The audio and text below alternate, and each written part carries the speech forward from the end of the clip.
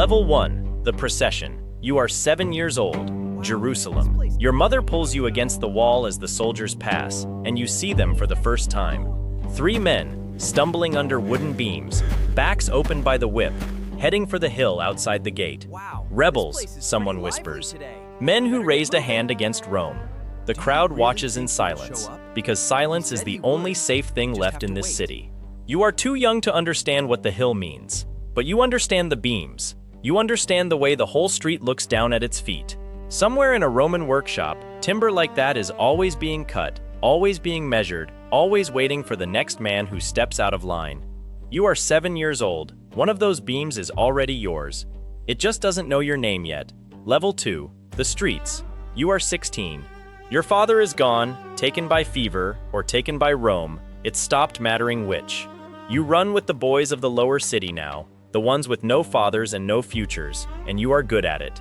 Quick hands, quicker temper. The name they call you is half a joke. Barabbas, son of the father. A name that belongs to everyone and no one. Every day you watch the tax collectors take bread out of children's mouths and hand it up the chain to Caesar. Every festival you watch the priests bow to the governor who owns them. And every year the hill outside the gate grows its terrible crop. You grow up on the stories the old men tell after dark. Judas the Galilean, who rose against the census and burned for it.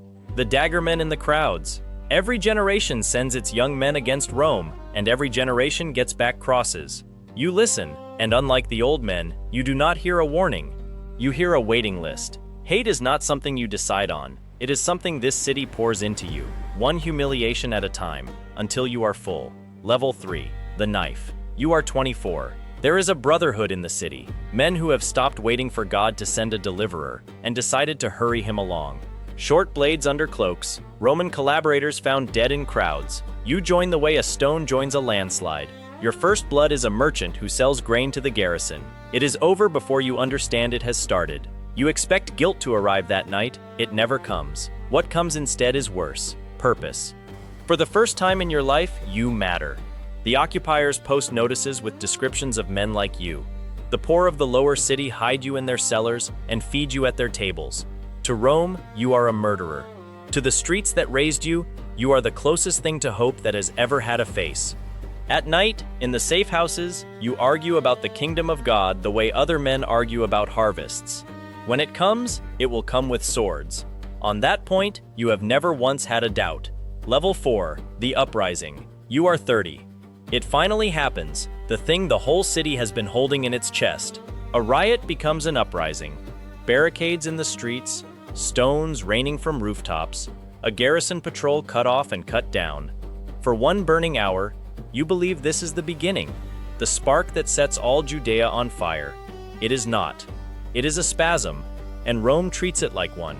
The legionaries move through the quarter in formation, methodical as men threshing wheat. In the fighting, there is blood on your blade and a body in the street, and this time, there are witnesses.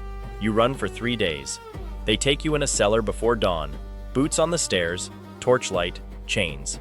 The charge is insurrection and murder. There is only one sentence for that. You knew the beam was waiting. You have always known. Level 5, the cell. You are still 30. The fortress of Antonia. In a stone hole that smells of everyone who has ever waited here. 2 of your brothers from the uprising are held nearby, condemned with you. 3 men, 3 crosses. Through the bars you can hear the garrison workshop, the rhythm you have known since you were 7 years old. Saws, hammers. Somewhere in that yard a carpenter is finishing a crossbeam, and it is yours. The middle one, they say, because you are the famous one. Passover swells the city outside. 100,000 pilgrims singing psalms about deliverance while you count your last hours in the dark. Deliverance. You almost laugh. You know exactly how much deliverance is coming for you.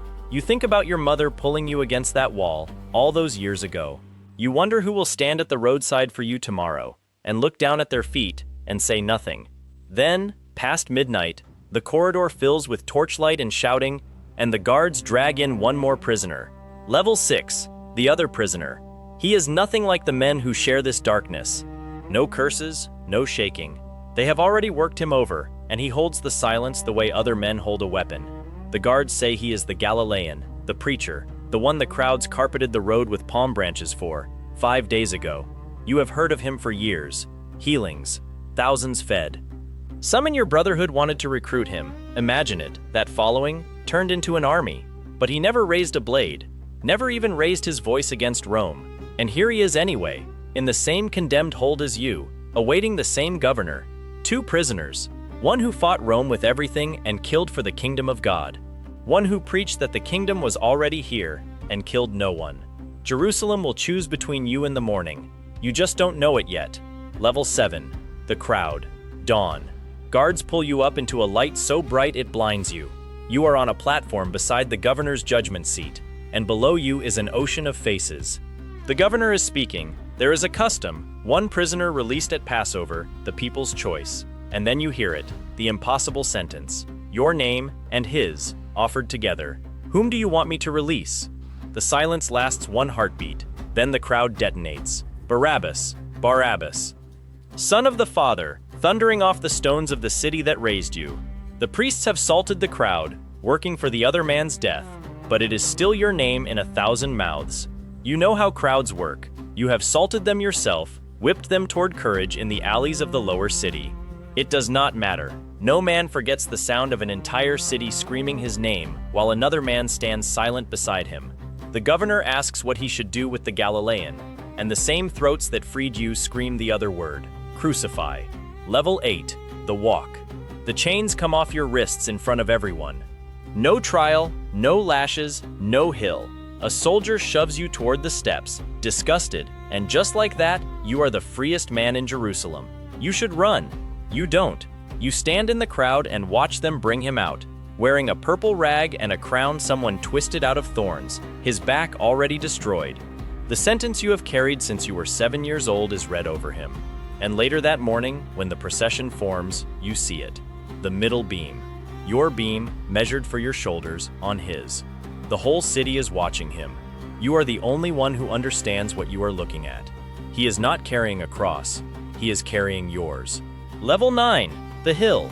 You follow. You could not explain why to anyone, but your feet take you through the gate you have dreaded your whole life, up to the hill you were meant to die on today. They nail him between your 2 brothers from the uprising, the middle cross. Your place, your comrades, your death, down to the position. One of your brothers curses him. The other, gasping, asks the dying preacher to remember him and is promised paradise, today. You know that man. You fought beside him. He asked a dying preacher for a kingdom with the last air in his lungs, and something in you believed the answer, without being able to say why. You stand at the edge of the crowd while the sky goes black at noon. 3 hours of dark over the whole land, and the ground shudders under your feet, like something ancient breaking loose. When he cries out and dies, the Roman officer running the execution, a man who has done this 100 times, stares up and says he was the Son of God. You look at your own hands, unpierced, alive. You will never be able to explain this day. You will never stop trying. Level 10, the vanished man. History loses you after that morning.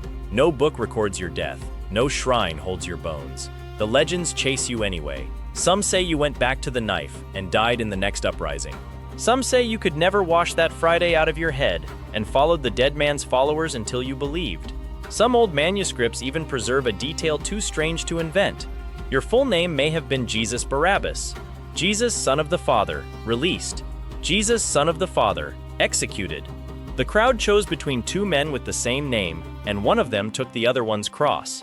Because here is the thing preachers will say about you for 2,000 years. Every human being is you, guilty, sentenced, and standing in the sunlight, while an innocent man walks to their beam. You are the first person in history who could say it plainly. He died in my place. Not as a figure of speech, as a schedule. There was one cross ordered for that morning with your name on the docket, and he is the one who filled it. You are the whole story, in one freed man. And now, you are living with truth.